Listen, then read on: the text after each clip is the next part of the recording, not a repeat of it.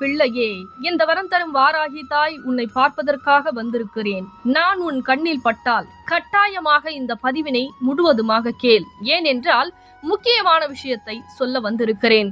அதனால் கண்ணீர் வடிக்காமல் கண்களை மூடி கமெண்டில் ஓம் வரம் தரும் வாராகி தாயே எனக்கு சொல்லுங்கள் என்று ஒவ்வொரு தங்கப்பிள்ளையும் எனக்கு குறு மெசேஜை அனுப்பி வைத்துவிட்டு கண்களை மூடி கேளுங்கள் என் தங்க பிள்ளைகளே.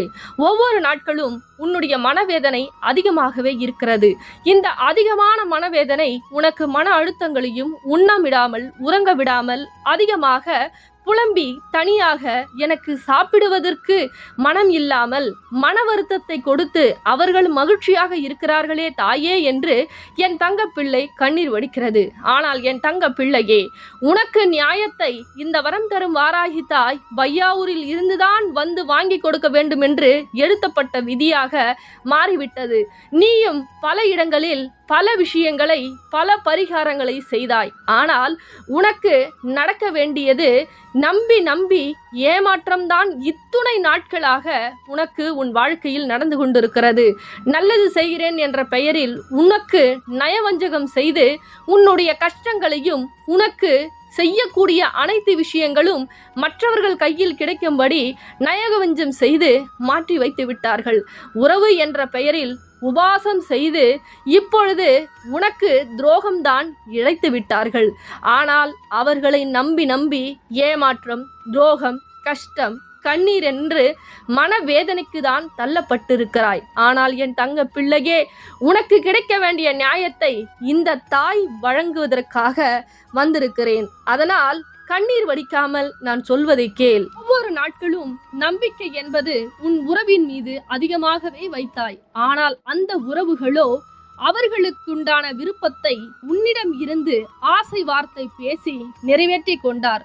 ஆனால் உலகம் உயிர் என்று உன்னிடம் பேசி பேசி அனைத்து விஷயங்களையும் பறித்து கொண்டார். ஆனால் என் தங்க பிள்ளையோ இது உண்மை என முழுமையாக நம்பி அவர்களுக்கு பல விஷயங்களை செய்து பல இடங்களில் அவர்களுக்குண்டான ஆசை நிறைவேற்றுவதற்காக ஓடி ஓடி என் தங்கப்பிள்ளை உழைத்து உழைத்து இன்று வெறும் கையாக நடுத்தெருவில் நிற்க வைத்து விட்டார்கள் என் தங்க பிள்ளையை. ஆனால் என் தங்க பிள்ளையோ இன்று நிலைமை என்ன தெரியுமா? கண்ணீரும் மனவேதனையும் கஷ்டம் மட்டுமே நிரம்பி இருக்கிறது. என் தங்க பிள்ளையே, என்னை ஒரே முறை நம்பி வையாவூருக்கு வா. பச்சாடை அணிஞ்சு கொண்டு பச்சை துணியில் ஒருவா நாணயத்தை முடி போட்டு கொண்டு உன்னுடைய வேண்டுதலை சொல்லி என்னை தேடி ஒரே முறை வா.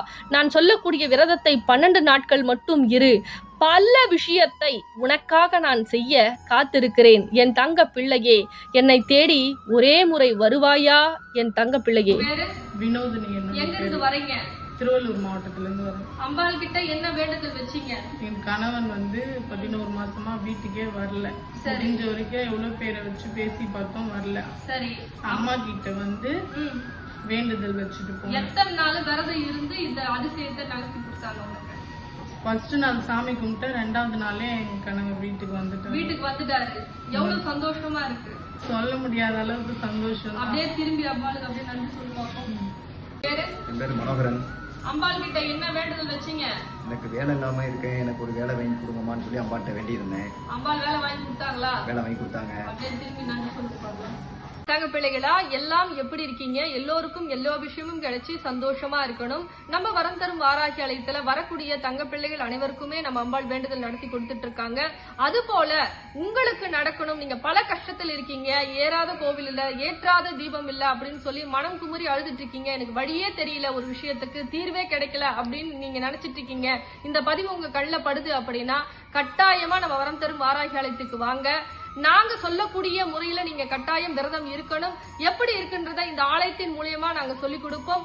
இந்த கோவில்ல அபிஷேகத்துக்கு கட்டணம். நாங்க கொடுக்கக்கூடிய பொருளை சொல்லக்கூடிய நேரத்துல நீங்க வழிபாடு செஞ்சீங்க அப்படின்னா நியாயமான கோரிக்கை 12 நாட்கள்ல நாங்க வேண்டுதல் நடத்தி கொடுப்போம். இது சத்திய வாக்கு. வரக்கூடிய தங்க பிள்ளைகள் ஏதாவது ஒரு டவுட் இருக்கு, லொகேஷன் தெரியலனா மட்டும் இந்த நம்பரை பயன்படுத்தி லொகேஷன் தெரிஞ்சுக்கிங்க. ஆனா மத்த எந்த விஷயமும் இந்த தொலைபேசியின் மூலியமா சொல்லப்படாது. நேரடியா கோவிலுக்கு வரணும். சரிங்களா தங்க பிள்ளைகளா? இந்த பதிவு உங்களுக்கு பிடிச்சிருந்ததுன்னா மற்ற தங்க பிள்ளைகளுக்கும் ஷேர் பண்ணுங்க. ரொம்ப சந்தோஷம்.